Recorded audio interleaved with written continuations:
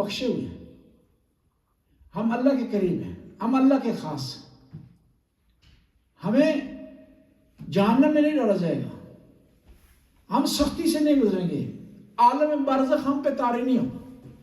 قرآن نے ایک فیصلہ دے دیا، کہا کہ اگر تم یہ دعویٰ جو کر رہے ہو کہ اللہ کے خاص بندے ہو، برزخ کا تمہیں سامنا نہیں کرنا پڑے گا، تو موت کی تمنا کرو۔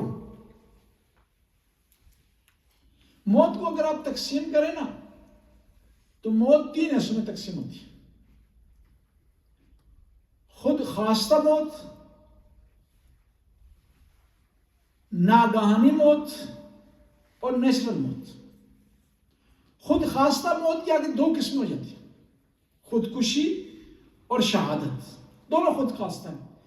ایک میں درجات بلند ہوتے ہیں، انسان دنیا میں باقی رہتا ہے، وَلَا تَحْسَبَنَّ الَّذِينَ قُتِلُوا فِي سَبِيلِ اللَّهِ أَمْوَاتٌ بَلْ أَحْيَاءٌ عِندَ رَبِّهِمْ يُرْزَقُونَ۔ اور دوسری کیا ہے؟ موت حرام موت ہے۔ وہ کیوں حرام ہے؟ 2 وجہ سے ہے۔ ایک تو یہ انسان اس کو اپنے نفس پر، جان پر اختیار حاصل نہیں ہے، اس کا مالک نہیں ہے کہ اپنی مرضی سے اس میں تصرف کرے، مرضی میں سے اس کا استعمال کرے، مرضی کا آرڈر اس جان پر چلائے، اس کو اختیار حاصل نہیں۔ جب کوئی ایسا کام کرتا ہے جو خدا کی مرضی کے خلاف ہوتا ہے، اس موت کو حرام کہا جاتا ہے۔ دوسرا یہ کہ جو آدمی خودکشی کرتا ہے وہ مایوس ہو جاتا ہے، اور قرآن کہہ رہا ہے وَلَا تَقْنَطُوا مِن رَحْمَتِ اللَّهِ، اللہ کی رحمت سے مایوس نہ ہو۔ 2 گناہ بہت بڑے، ایک خدا کی رحمت سے مایوس ہونا، دوسرا شرک کرنا، ان کی بخشش نہیں۔ ایک شخص امام جعفر صادق علیہ السلام کی خدمت میں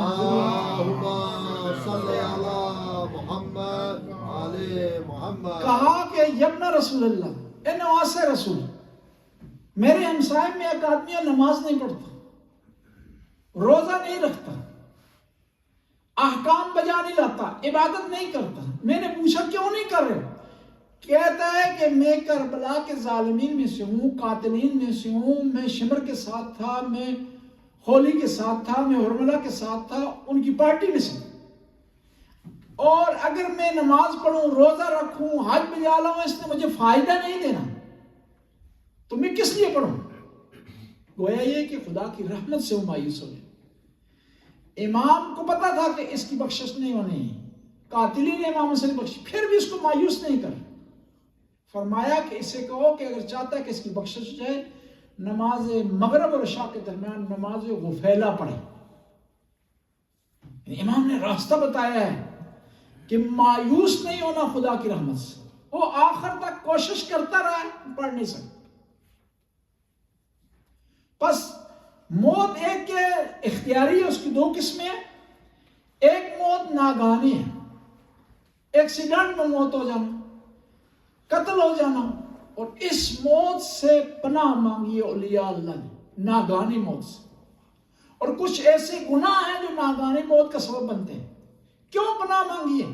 کیونکہ اس میں انسان کو فرصت نہیں ملتی توبہ کرنے کی، بخشش حاصل کرنے کی، استغفار کرنے کی، معافی مانگنے کی، نماز تہجد پڑھ کے دعا کرنے کی، والدین کی خدمت کر کے بخشش حاصل کرنے کی گنجائش نہیں رہتی۔ اس لیے ناگہانی موت کو کہا گیا ہے بہت بری موت، اور اس سے بچا جا سکتا ہے صدقہ دے کر کے، اس سے بچا جا سکتا ہے والدین کی دعا لے کر کے، اس سے بچا جا سکتا ہے انسانیت کی خدمت کر کے، اس سے بچا جا سکتا ہے اچھا اخلاق رکھ کر کے۔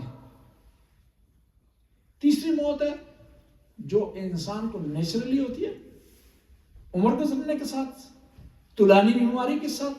اس موت میں انسان کو ٹائم مل جاتا ہے کہ وہ توبہ کر لے، استغفار کر لے، اور پھر اس کی جو بیماری ہے، یہ بیماری گناہوں کو کم کر دیتی ہے، جلا دیتی ہے، ختم کر دیتی ہے۔ مولا امیر المومنین علیہ السلام صلوات پڑھنا، اللہم صلی علی محمد وعلی محمد۔ اپنے ایک ساتھی کی عیادت کے لیے، بیمار ہو گیا، اس سے پوچھنے کے لیے، خبر لینے کے لیے، تو وہاں ارشاد فرمایا آپ نے کہ ان المرض لا اجر فیہ، لیکنہ خط للسیئات یخطھا خط الاوراق. یہ جو بیماری ہے نا یہ تمہارے گناہوں کو اس طرح ختم کر دیتی ہے جس طرح خزاں کے مہینے میں درخت کے پتے جھڑ جاتے ہیں. آج کل موسم ہے نا، آپ دیکھ رہے ہیں پتے جھڑ جاتے ہیں. اس طرح بیماری اس کے ذریعے انسان کے گناہ ختم ہو جاتے ہیں، انسان کے گناہوں میں کمی آ جاتی ہے. اور یہ بیماری بعض اوقات امتحان ہے، بعض اوقات سزا ہے، بعض اوقات گناہوں کی بخشش کا سبب ہے. ڈیپینڈ کرتا ہے کہ کس آدمی کو آ رہی ہے اور اس کے اعمال کیسے ہیں. بعض اوقات لوگ کہتے ہیں کہ ہم نے سارے کام صحیح کیے ہیں، صدقات ہم نے دیے ہیں، نمازیں ہم نے پڑھی ہیں، حج ہم نے بجا لایا ہے، زیارات پر گئے ہیں، پھر ہمارے لیے مشکل کیوں پیش آ گئی؟ مشکل اس لیے آتی ہے تاکہ اس آدمی کے گناہ کم ہو جائے. ذرا برابر پریشانی اس کے لیے گناہوں میں کمی کا باعث بنتا ہے. اس لیے دیکھیں نا، بعض کو سوال ہوتا ہے، کہتے ہیں کہ بھائی یہ جو لوگ مسلمان نہیں نیک کام کرتے ہیں، اچھائی کرتے ہیں، بھلائی کرتے ہیں، اچھا اخلاق رکھتے ہیں، وعدہ وفائی کرتے ہیں، انسانیت میں پائی جاتی ہے، تو خدا تو عادل ہے، کیا ان کو جو ہے وہ اجر نہیں دے گا، ثواب نہیں دے گا، ان کو انعام نہیں دے گا ان کو؟ تو علماء جواب دیتے ہیں کہ جو آدمی ایمان کے بغیر وہ اچھا کام کرے خدا اس دنیا میں سے اجر دے دے. دنیا کی آسائش نصیب ہو جائے گی، دنیا کی اچھائی سے نصیب ہو جائے گی، اس کا سسٹم ایسا چلے گا، اس کا کاروبار ایسا چلے گا، اس کا بینک بیلنس اچھا رہے گا. اور اس کے مقابلے میں ایک مومن اچھا ہے، نیک آدمی ہے، سب کچھ ہے، لیکن اس کی زندگی میں پریشانی ہی پریشانی. خطا اس نے کوئی نہیں کی، خیانت نہیں کی اس نے، جھوٹ اس نے نہیں بولا، لیکن پھر بھی پریشانی ہے، کیونکہ خدا چاہتا ہے کہ جو خطائیں بھول کر اس سے ہو گئی ہیں ان کا کفارہ ہو جائے اس پریشانی کے ذریعے. بس عرض کر رہا تھا کہ خدا نے یہودیوں کو کیا کہا، قُلْ يَا أَيُّهَا الَّذِينَ هَادُوا إِن زَعَمْتُمْ أَنَّكُمْ أَوْلِيَاءُ لِلَّهِ مِن دُونِ النَّاسِ فَتَمَنَّوُا الْمَوْتَ إِن كُنتُمْ صَادِقِينَ. اے یہودیو تم یہ گمان کر رہے ہو تم اللہ کے قریب ہو، اولیاء اللہ میں سے ہو، تو موت کی تمنا کرو ان کنتم صادقین، اگر تم اپنے دعوے میں سچے ہو. یعنی ولی اللہ ہونے کی شرط یہ ہے کہ انسان موت کے لیے تیار ہو. اور یہ منظر آپ نے کہاں بہترین طریقے سے دیکھا؟ کربلا کے میدان. شب عاشور کو شہداء کربلا ایک دوسرے کو مبارکباد دے رہے ہیں، تیاری کر رہے ہیں موت کی، موت کو سینے سے لگا رہے ہیں. حالانکہ امام حسین نے کیا کہا کہ آپ جانا چاہتے ہیں تو جا سکتے ہیں، اور میں تمہیں محفوظ راستہ بھی بتاتا ہوں. زہیر کین شب عاشور کو امام خیموں کا پیرا دے رہے ہیں، چکر لگا رہے ہیں، تو زہیر کین خدمت میں حاضر ہے. کہا یا ابن رسول اللہ آپ خیموں سے دور ہوئے، میں آپ کے پیچھے آ گیا ہوں، کہیں دشمن آپ کو نقصان نہ پہنچا دے، کیونکہ دشمن نے گھیرے میں لیا ہوا ہے، موقع کی طاق میں ہے، 30,000 کا لشکر ہے. تو امام نے ایک جملہ کہا تو زہیر نے بڑا پیارا جواب دیا. کہا زہیر یہ دیکھو رات کی تاریکی، اور اس طرف میں دیکھ رہا ہوں لشکر نہیں ہے دشمن کا، تم اس تاریکی سے فائدہ اٹھاؤ اور یہاں سے نکل جاؤ. تو زہیر رو گیا. کہا یا ابن رسول اللہ کیسے ہو سکتا ہے میں تاریکی کا فائدہ اٹھا کر کے روشنی کو چھوڑ کر چلا جاؤں، نور کو چھوڑ کر چلا جاؤں؟ کون ہے زہیر؟ یہ زہیر ہے جو موت کی تمنا کر رہا ہے، غازی عباس موت کی تمنا کر رہے ہیں. اس لیے امام حسین نے کہا اپنے ساتھیوں کو، میرے ساتھیوں، الموت کنطرۃ بینکم و بین الجنہ، موت تمہارے اور جنت کے درمیان پل ہے، اور ہر آدمی کے لیے جنت کی طرف جانے کا پل نہیں ہو سکتا موت.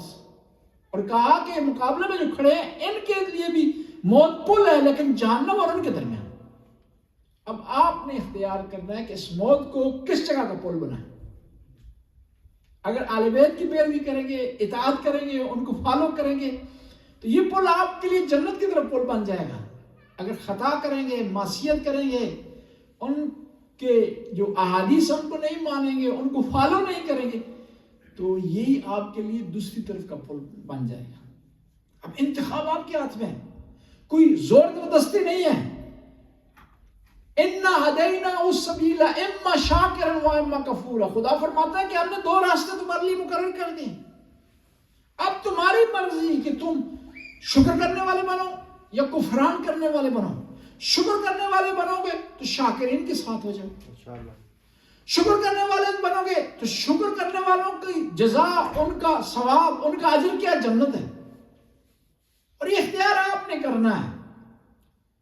اور پھر ہر قسم کا وسیلہ آپ کو دے دی ہے. ممانعت آپ کے پاس نہیں ہے. آنکھیں آپ کو دے دی ہے، زبان آپ کو دے دی ہے، کان آپ کو دے دی ہے، اور ان پر کمانڈ کرنے کے لیے عقل سلیم آپ کو دے دی ہے. آنکھ آپ کو دی ہے، ساتھ عقل دی ہے کہ آپ نے کہاں استعمال کرنی. نامحرم کی طرف آپ نے نہیں دیکھنا. کہتے ہیں دنیا کا سب سے ہلکا شٹر یہ آنکھ ہے. ہلکا دروازہ یہ آنکھ ہے. لیکن بعض اوقات اس کو گرانے کے لیے طاقت چاہیے، پاور چاہیے، ول پاور چاہیے کہ آپ کی نگاہ پڑ رہی ہے نامحرم کی طرف، جس نے مناسب پردہ نہیں کیا ہوا. آپ اگر ایمان والے ہوں گے تو اس آنکھ کے پردے کو گرانا بہت آسان ہے آپ کے لیے. اس آنکھ کو پھیرنا آپ کے لیے بہت آسان ہے. لیکن اگر اس منزل پر فائز نہیں ہوگے، تقویٰ کی صلاحیت آپ کے اندر نہیں ہوگی، تو اس کو گرانا آپ کے لیے مشکل ہو جائے. یہ زبان ہے، زبان آپ کو خدا نے دی ہے. اب آپ کے اختیار میں تلاوت کریں، خدا کے کلام کو پڑھیں، احادیث کی تلاوت کی جائے، اچھی باتیں پڑھی جائیں، علم میں اضافہ کیا جائے، یا اسی زبان کو کسی غلط راستے پر استعمال کیا جائے. یہ آپ کا اختیار ہے. یہ کان آپ کو خدا نے دے دیے ہیں اور ساتھ اختیار دے دیے ہیں. اور اچھا اور برا، برے کی تمیز کرنے کے لیے، سمجھنے کے لیے، اس میں فرق ڈالنے کے لیے آپ کو عقل دے دی ہے خدا نے. اب آپ نے کان کہاں استعمال کرنے ہیں؟ اگر جس نے دیے اس کی مرضی کے مطابق استعمال کریں گے تو یہ اس نعمت کا شکرانہ ہوگا. لیکن اس کی مرضی کے مطابق اگر استعمال نہیں کریں گے تو جس نے دیا ہے اس کا شکرانہ نہیں ہوگا، شکر نہیں ہوگا، اس کی نعمتوں کا کفران ہوگا. اور پھر نعمتوں کا کفران، پھر اس کا نتیجہ معلوم. بس میں عرض کر رہا تھا کہ انسان اگر موت کی تمنا کرے خدا کے راستے میں تو وہ اولیاء اللہ میں سے ہو سکتا ہے. اور اولیاء اللہ نے ایسا کیا. مسلم نکیل کو جب لے گئے دارالامارہ میں اور کہا کہ تو اگر امام حسین سے دوری اختیار کرے، ان کی مخالفت کرے، ان کے خلاف بولے تو تجھے چھوڑ دے گی. یعنی دو آپشن ہیں، کیا یہ آزاد ہو جائے، موت سے بچ جائے اور امام حسین کی مخالفت کریں، دوسرا ہے موت کو گلے لگا لیں، موت کی تمنا کریں اور امام حسین کے ساتھ رہیں. مسلم نکیل نے وہاں دارالامارہ میں امام حسین کے ساتھ رہ کر کے ثابت کیا کہ مسلم نکیل اللہ کے ولی ہیں. قُلْ يَا أَيُّهَا الَّذِينَ هَادُوا إِن زَعَمْتُمْ أَنَّكُمْ أَوْلِيَاءُ لِلَّهِ مِن دُونِ النَّاسِ فَتَمَنَّوُا الْمَوْتَ إِن كُنتُمْ صَادِقِينَ. موت کی تمنا کرو اگر تم سچے ہو. اب یہ سوال پیدا ہوتا ہے کہ انسان کی زندگی میں مختلف مراحل ہیں اور ان میں سے ایک موت ہے. انسان عدم ہوتا ہے، وجود میں آتا ہے، مرتا ہے، برزخ گزارتا ہے، محشر کا میدان ہوگا اور پھر آخر میں جنت اور جہنم میں چلا جائے گا. کہانی وہاں جا کے مکمل ہو جائے گی. عدم تھا، وجود میں آتا ہے. اس دنیا میں نہیں تھا، اس دنیا میں آتا ہے. یعنی منتقل ہوتا ہے شکم مادر سے اس دنیا میں. وہاں بھی وہ گھبراتا ہے اس دنیا میں آنے میں سے، اس دنیا سے جانے سے بھی گھبراتا ہے. دیکھیں عجیب انسان، پہلی دفعہ اس سے آنے میں بھی گھبراتا ہے اور پھر اس سے جانے سے بھی گھبراتا ہے. اب سوال یہ ہوتا ہے کیوں گھبرا رہا ہے، آنے سے کیوں گھبرا رہا ہے؟ جب وہ ماں کے شکم کی جو دنیا اس کو چھوڑ رہا ہوتا ہے کیوں گھبرا رہا ہوتا ہے؟ حالانکہ وہ جو ماں کی شکم سے دنیا میں آ رہا ہوتا ہے کھلی جگہ آ رہا ہوتا ہے اور انسان کو کھلی جگہ پسند ہے، پھر کیوں گھبرا رہا ہے؟ زیادہ روشنی والی جگہ پر آ رہا ہے پھر بھی گھبرا رہا ہے، زیادہ نعمتوں والی جگہ پر آ رہا ہے پھر بھی گھبرا رہا ہے، کیونکہ ماں کے شکم میں اس کو نعمتیں محدود مل رہی ہیں. کیوں گھبرا رہا ہے؟ کیونکہ اسے اجنبیت محسوس ہوتی ہے. اور رونا اس کی گھبراہٹ کی علامت ہے نا. نئی جگہ پر آتا ہے روتا ہے، پریشانی کا اظہار کرتا ہے، ٹینشن کا اظہار کرتا ہے. کیوں گھبراتا ہے؟ کہ آشنا نہیں. اس لیے انسان اس دنیا سے جانے سے گھبراتا ہے، اس لیے کیونکہ اس دنیا سے متعلق آشنا ہی نہیں رکھتا. حالانکہ اس دنیا میں جو نعمتیں محدود ہیں، جو نعمتیں دنیا کے بعد ملیں گی وہ زیادہ ہیں. اس دنیا میں اولیاء اللہ کا دیدار نہیں کر سکتا کما حق ہو، اس دنیا میں اولیاء اللہ کا دیدار کر سکے گا، لیکن پھر بھی گھبراتا ہے کیونکہ آشنا نہیں ہے. اس نے کبھی اسٹڈی نہیں کی، کبھی مطالعہ نہیں کیا کہ موت کے بعد کیا ہونے والا ہے. لیکن جو اللہ کے ولی ہوتے ہیں، جو لوگ نیک ہوتے ہیں، وہ کبھی موت سے نہیں گھبراتے، کیونکہ انہیں یقین ہوتا ہے کہ موت کے بعد اللہ کے رسول سے ملاقات ہوگی، موت کے بعد امیر المومنین سے ملاقات ہوگی، موت کے بعد رحمت کے فرشتوں کا سامنا کرنا پڑے گا، اور پھر اس عارضی دنیا سے حقیقی دنیا میں ہم چلے جائیں گے. دیکھیں نا، انسان کے دو ایڈریس ہوتے ہیں.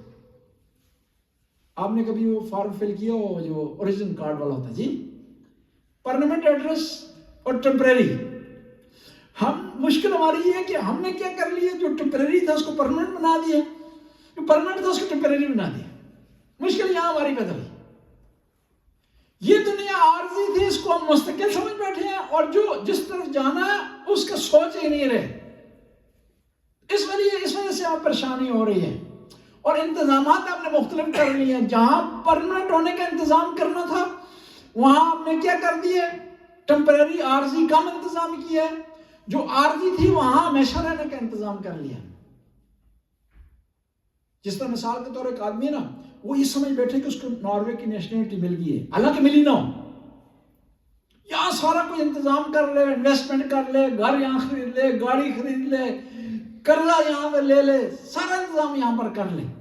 اچانک اسے کہا جائے کہ جو تم سمجھ رہے تھے وہ نہیں ہے، نیشنلٹی تمہیں نہیں ملی، تم نے 1 مہینے بعد جانا ہے یہاں سے. وہ پریشان ہو جائے گا، ٹینشن کا شکار ہو جائے گا. وہ پاکستان جانے سے پریشان نہیں ہے، وہ پریشان اس وجہ سے ہے کہ اس کا کیا ہوگا جو میں نے بنایا تھا، اور وہاں میں لے جا نہیں سکتا ہوں، یہ یہیں رہ جائے گا. یعنی محنت کرنے کے باوجود، مشقت کرنے کے باوجود میں بغیر نعمتوں کے رہ جاؤں گا، میں بغیر سہولتوں کے رہ جاؤں گا.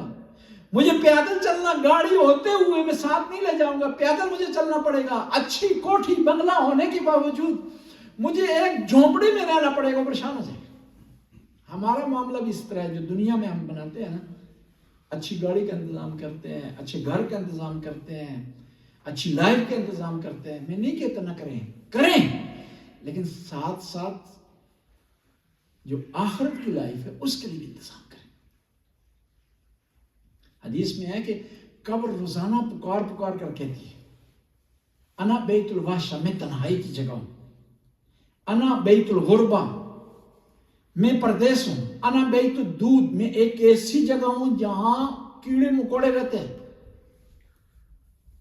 لیکن وہی قبر گلزار بن سکتی ہے، وہی قبر اس میں نعمتیں ہو سکتی ہیں، وہی قبر اس میں نور ہو سکتا ہے، وہی قبر جنت بن سکتی ہے، بشرط کہ انسان اس دنیا میں اس آخرت کے لیے انویسٹمنٹ کرے. ہر انویسٹمنٹ کو خطرہ لاحق ہو سکتا ہے، لیکن جو آخرت کی انویسٹمنٹ ہے اس کو خطرہ لاحق نہیں. اس میں چوری نہیں ہو سکتی، اس میں فراڈ نہیں ہو سکتا، اس میں دھوکہ نہیں ہو سکتا، اس میں کنکوش ہونے کا مسئلہ ہی نہیں، ڈیفالٹر ہونے کا مسئلہ ہی نہیں. بشرط کہ انسان جس طرح دنیا کا اپنے خیال رکھتا ہے اس طرح آخرت کا بھی خیال رکھے. اسی موت سے متعلق امام حسن عسکری علیہ السلام ارشاد فرماتے ہیں، اللہم صلی علی محمد و آل محمد، فرماتے ہیں اکثروا ذکر اللہ، اگر چاہتے ہو تمہاری آخرت سیکھو تو خدا کا ذکر بہت زیادہ کرو. آپ کے وجود میں خدا کے ذکر کا احساس ہو. وذکر الموت، موت کا تذکرہ کرو، موت کو یاد کرو. اکثر گناہ میں مبتلا ہونے کی وجہ یہ ہے کہ لوگ موت سے غافل ہو گئے. دیکھیں نا، جو آدمی جرمانے کو یاد کرتا ہے کبھی بھی وہ جرم نہیں کرتا، خطا نہیں کرتا. جس کے ذہن میں کیمرہ رہتا ہے وہ کبھی اوور سپیڈ نہیں کرتا. کون کرتا ہے؟ جو کیمرے سے غافل ہو جاتا ہے. موت کو یاد رکھیں گے تو آپ خطا نہیں کریں گے. اور پھر موت کو یاد کرنے کا مطلب یہ نہیں ہے کہ روزانہ موت کا تذکرہ کریں، اپنے اعمال کے ذریعے موت کو یاد کریں۔ اور پھر امیر المومنین علیہ السلام ارشاد فرماتے ہیں کہ اگر تم موت سے غافل ہو گئے ہو نا تو تم قبرستان کو جایا کرو، وہاں جا کر چیک کرو کہ اس منو مٹی تلے وہ لوگ جو کل تک کروڑوں میں کھیلا کرتے تھے منو مٹی تلے ہیں۔ کل تک کچھ لوگ ایسے تھے جو ان کے ہاتھ میں لوگوں کے فیصلے ہو کرتے تھے، جج تھے، آج منو مٹی تلے دبے ہو گئے۔ بہت سے ایسے لوگ جن سے ملاقات کا ٹائم نہیں ملا کرتا تھا لوگوں کو، لوگ مہینوں ان کی ملاقات کے لیے انتظار کرتے تھے، اپوائنٹمنٹ لیتے تھے، آج وہ کیا ہے، لوگوں کی دعاؤں کے محتاج۔ اور وہاں استثناء نہیں ہے امیر و غریب کا کہ امیر کے لیے قبر اور ہوگی، غریب کے لیے اور ہوگی۔ ہاں استثناء ہے اعمال کی وجہ سے، پیسے کی بنیاد پر نہیں، رشتہ داری کی بنیاد نہیں، دوستی کی بنیاد پر نہیں ہے وہاں پر۔ کس بنیاد پر ہے؟ اپنے عمل کی بنیاد پر۔ وَتِلَاوَةِ الْقُرْآنِ، قرآن کی تلاوت کرنا۔ قبر میں جو چیز روشنی کا باعث سب بنتی ہے نا، وہ قرآن کی تلاوت ہے۔ اور اگر نہیں کر سکتے تو سنیں، پڑھ نہیں سکتے تو کھول کر کے وضو کر کے حروف کی زیارت کریں۔ اور پھر قرآن پڑھنا کافی نہیں ہے، اس کو سمجھنے کی کوشش کریں، اس کو زندگی میں لاگو کرنے کی کوشش کریں۔ کسی کو بھی موت سے چھٹکارا نہیں۔ یدرککم الموت لو کنتم فی بروج مشیدہ، قرآن کہہ رہا ہے اگر تم بڑے بڑے محلوں میں کیوں نہ ہو نا، قلعوں میں کیوں نہ ہو، فورٹ میں کیوں نہ رہو، موت تم تک پہنچ جائے گی۔ وَإِنَّ الْمَوْتَ الَّذِي تُفِرُّونَ مِنْهُ إِنَّهُ مُلَاقِيكُمْ ثُمَّ تُرَدُّونَ إِلَىٰ عَالِمِ الْغَيْبِ وَالشَّهَادَةِ، وہ موت جس سے تم فرار کر رہے ہو یہ تمہیں پا لے گی، اور پھر تمہیں پلٹا دیا جائے گا اس میدان کی طرف جہاں ہر چیز واضح ہو جائے گی، جہاں کوئی انکار نہیں کر سکے گا اپنے گناہ سے، اپنی خطا سے، اپنی معصیت سے، انکار کی گنجائش نہیں رہے گی۔ یہاں جب وہاں پر صرف فیصلہ اعمال کی بنیاد پر ہونا ہے، پیسے مال کی بنیاد پر نہیں ہونا، تو ہمیں کوشش کرنی چاہیے کہ اس جگہ کے لیے اعمال بنائیں۔ یہ آسان بھی ہے، مشکل بھی ہے۔ اگر انسان روٹین بنا لے نا اچھا کام کرنے کی تو اچھا کام اس کے لیے آسان ہو جاتا ہے، لیکن اگر روٹین نہ بنائے تو اس کے لیے سخت ہوتا ہے۔ ایک آدمی روزانہ جھوٹ بولتا ہے، اس کے لیے مشکل ہے کہ وہ ایک دفعہ سچ بولے، لیکن ایک آدمی وہ جو سچ اس کا شعار ہے، سچ اس کے عقیدے میں رچ بس کے ہے، یقین کی منزل پر سچ پر فائز ہے، اس کے لیے جھوٹ بولنا مشکل ہے، اس کے لیے سخت ہے۔ اور یہ کوشش کی ہے کہ نیکی کے اعمال کی انسان عادت بنا لے۔ اور کچھ لوگ ہیں الٹا عادت بنا لیتے ہیں، برائی انہیں برائی نہیں لگتی، 10 منٹ ان کے پاس کھڑے ہوں، 10 منٹ میں 20 گالیاں اپنی بات میں وہ نچھاور کر دیتے ہیں۔ جب ان سے پوچھا جو کہتے ہیں نیچرل ہے، عام ہے۔ یہ عام نہیں ہے۔ مَن یعمل مثقال ذرۃ خیرا یرا، جو آدمی ذرہ برابر نیکی کرے گا وہ دیکھے گا اس کو، اور جو آدمی ذرہ برابر برائی کرے گا اس کو دیکھے گا۔ وہاں معاملہ کیا ہے؟ ذرہ کا ہے، ذرہ کا معاملہ ہے۔ وہاں دقیق ہے، حساب کرنے والا ایگزیکٹ ہے، اس کی ہم بھول چوک نہیں ہو سکتی، اور وہ عادل ہے۔ اس لیے ہم دعا میں پڑھتے ہیں نا، اللہم عاملنا بفضلک، خدایا ہمارے ساتھ فضل والا معاملہ کرنا، ولا تعاملنا بعدلک، عدل والا معاملہ نہ کرنا۔ عدل کریں تھر تھر کمن اچیا شانہ والے، کہ جب عدل کی بات ہو تو بڑے بڑے لوگ پھنس جائیں گے، لیکن اگر جب بات ہو فضل کی تو پھر گناہگار بھی بخشے جائیں گے۔ ہاں اس کی رحمت ہے، کرم ہے۔ وہ ایک آدمی کو میں نے کہا کہ نماز پڑھیں بھائی، میں نے کہا کہ نہیں، خدا بڑا مہربان ہے، بخشنے والا ہے، کوئی مسئلہ نہیں، نماز کا کوئی مسئلہ نہیں، خود کے خزانے میں کمی ہو جائے گی، مجھے بخش دے گا۔ تو میں نے اپنے استاد سے بات کی، استاد نے بڑا پیارا جواب دیا۔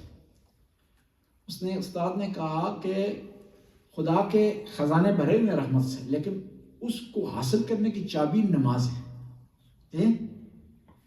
وہ اسی طرح ایک آدمی کو کہیں کام کرے، محنت کرے، مزدوری کریں، جاب کرے، وہ کہے نہیں بینکاں پڑھی ہوئی ہیں جی کوئی لوڑ نہیں کام کرنے، بینکاں نوٹاں پڑھی ہوئی ہیں، کس واسطے؟ ساڑھے واسطے ہیں نا جی۔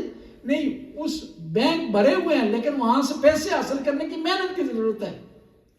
خدا کی رحمت ہے، اس کے خزانے میں کس چیز کی کمی نہیں ہے، وہ بخشنے والا ہے، معاف کرنے والا ہے، لیکن اس رحمت کے خزانے کو حاصل کرنے کے لیے اس نے اسباب فراہم کیے ہیں، اور وہ عادل ہے۔ اللہ کے رسول اپنے اصحاب کے درمیان تشریف فرما تھے تو ایک آدمی گھبراتا ہوا، گھبراہٹ کے عالم میں ڈرا ہوا، پریشان حاضر ہوا، پسینے چھوٹے ہوئے، کہتا ہے یا رسول اللہ مجھے بتائیں قیامت کے دن فیصلہ کرنے والا کون ہے؟ تو پیغمبر نے کہا اللہ ہے، رحمان ہے، رحیم ہے، بخشنے والا ہے، تواب ہے، رحیم ہے، ستار العیوب ہے جی۔ وہ پریشانی اس کی ختم ہو گئی، سکون سے واپس جانے لگا۔ صحابہ کرام نے سوال کیا یا رسول اللہ یہ بڑا پریشانی کے عالم میں آیا تھا، لیکن جب جواب ملا تو سکون کے ساتھ واپس چلا گیا، بتائیں ماجرا کیا ہے؟ تو رسول اللہ نے کہا کہ اس سے خود پوچھتے ہیں۔ بلایا، واپس آیا، کہا کیا وجہ؟ کہا رات کو میں نے سوچا میرے گناہ بہت زیادہ ہیں، میری خطائیں بہت زیادہ، بخشش کا کوئی راستہ مجھے دکھائی نہیں دیتا۔ تو اب مجھے پریشانی ہو رہی تھی کہ وہاں فیصلہ کرنے والا کون ہے، قاضی کون ہے، جج کون ہے؟ دیکھتے ہیں تو پھر اس کے بعد اندازہ لگاتے ہیں کہ ہماری بخشش کی گنجائش ہے نہیں۔ اس طرح ہوتا ہے نا پاکستان میں، جب آپ کا کیس لگ جائے کسی عدالت میں تو آپ ڈھونڈتے ہیں، دیکھیں یہ جو جج ہے کون ہے، عورت ہے، مرد ہے، پٹھان ہے، پنجابی ہے، سندھی، اس کے مزاج کے مطابق سوچتے ہیں کہ فیصلہ کس قسم کا ہوگا جی۔ تو جب آپ نے کہا کہ وہ اللہ ہے، رحمان ہے، رحیم ہے، ستار العیوب ہے، بخشنے والا ہے، تواب ہے، تو مجھے سکون مل گیا۔ میرے گناہ بہت زیادہ ہیں لیکن اس کی رحمت سے زیادہ نہیں ہے، اس کی بخشش سے زیادہ نہیں ہے۔ بس کوشش کریں کہ کوئی گنجائش چھوڑیں کہ اس کی رحمت جو ہے وہ ہمیں حاصل ہو جائے۔ یہی چیز امام حسین علیہ السلام بیان کرنے کے لیے میدان کربلا میں آ گئے۔ جو بھی شہید میدان میں آتا تھا نا تو امام اسے روکتے تھے، کہتے تھے تو میرے لشکر کا سالار ہے، نہ جا، تو میرا ساتھی ہے، مجھے حوصلہ دینے والا ہے۔ لیکن علی اکبر جب آئے نا، امام حسین نے نہیں روکا علی اکبر کو، کہا جا علی اکبر اپنی پھوپھی سے اجازت لے لے، تجھے اجازت ہے میدان کی طرف جانے کی۔ آئے بی بی زینب کے پاس، جرت نہیں ہو رہی تھی کہ اپنی پھوپھی سے اجازت لیں۔ پتہ کیا کہا پھوپھی جان مجھے بتائیں آپ کا مقام بڑا ہے یا فاطمہ الزہرا سلام اللہ علیہ کا مقام بڑا ہے؟ بی بی نے کہا میرا مقابلہ نہیں ہے اس ہستی سے، ان کا مقام بہت بڑا ہے۔ کہا اگر ان کا مقام بڑا ہے نا تو آئیں اپنے بیٹے علی اکبر کو فاطمہ کے بیٹے حسین پر قربان۔ یہ کہنا تھا، بی بی نے اجازت دی، آئے امام حسین کی خدمت میں۔ کہا علی اکبر بیٹا جا اپنی ماں سے اجازت لے لے اور بیویوں سے اجازت لے لے۔ کہتے علی اکبر خیمے میں آئے ہیں۔ امام زین العابدین سے کسی نے سوال کیا کہ مولا علی اکبر جب خیمے میں آئے تھے ان کو بڑی جلدی تھی، دیر کیوں کی ہے؟ کہا خیمے میں جب آئے نا بیویوں نے اپنی طرف سے الوداع کیا، نکلنے لگے تو بی بی نے آواز دی کہ علی اکبر اس سے پہلے ہم نے اپنی طرف سے الوداع کیا تھا، فاطمہ صغریٰ کی طرف سے تجھے الوداع کر رہی۔ اور بیویوں نے کہا علی اکبر ہم دو قطاریں مناتی ہیں، تو درمیان سے گزرے تاکہ بار بار تیری زیارت کر سکے۔ علی اکبر اس طرح بیویوں کے درمیان سے نکلے جس طرح بڑے گھر سے جنازہ نکلتا ہے۔ آئے امام حسین کی خدمت میں، امام نے دعا دی اور میدان کی طرف روانہ کیا اور کہا اللہم اشہد علی ہؤلاء القوم قد برز علیہم غلام اشبہ برسولک واذا اشتقنا لزیارت رسولک نظرنا علیہ۔ خدایا گواہ رہنا ان کی طرف ایک ایسا جوان جا رہا ہے جو تیرے نبی کی شبیہ ہے، تیرے نبی کا ہم شکل ہے، اور مجھ حسین کو جب بھی اپنے نانا کی زیارت کا اشتیاق ہوتا تھا نا تو میں علی اکبر کے چہرے کی طرف دیکھتا تھا۔ علی اکبر چلے ہیں، امام حسین نے پیچھے چلنا شروع کر دیا۔ جب پاؤں کی آہٹ کی آواز آئی ہے علی اکبر مڑے ہیں، کہا بابا صبر نہیں کر سکے آپ چل پڑے۔ کہا علی اکبر بیٹا اگر تیرا کوئی جوان بیٹا ہوتا تو میں تجھ سے پوچھتا کتنا مشکل ہے بیٹے کو موت کی طرف روانہ کرنا، علی اکبر میدان میں گئے، جب تھک گئے نا، پیاس نے غلبہ کیا، پلٹ آئے، کہا یا بتا العطش قد قتلنی وثقل الحدید قد اجرنی، بابا آپ کے علی اکبر کو پیاس نے مار ڈالا ہے اور لوہے کی سنگینی نے میری کمر کو جھکا دیا۔ اب امام حسین ذرا برابر نہیں بولے، وہ حسین جس کے دروازے سے کبھی کوئی خالی ہاتھ نہیں گیا، آج بیٹا جس نے کبھی کچھ نہیں مانگا وہ مانگ رہا جو حسین کے پاس نہیں ہے، ذرا برابر نہیں بولے۔ خدا کسی باپ کو بیٹے کے سامنے شرمندہ نہ کرے۔ امام حسین نے کیا کیا؟ زبان سے بولے نہیں، اپنی زبان مبارک کو علی اکبر کے منہ میں رکھنا تھا۔ علی اکبر گھبرا کر پیچھے ہٹے، کہا بابا مجھے معاف کیجیے گا، آپ کی زبان تو میری زبان سے بھی زیادہ خشک ہے۔ کہا بابا مجھے اجازت دے۔ علی اکبر گئے میدان کی طرف، جو بھی شہید میدان میں جاتا تھا نا گھوڑے سے گرتا تھا، امام حسین کو مدد کے لیے پکارتا تھا۔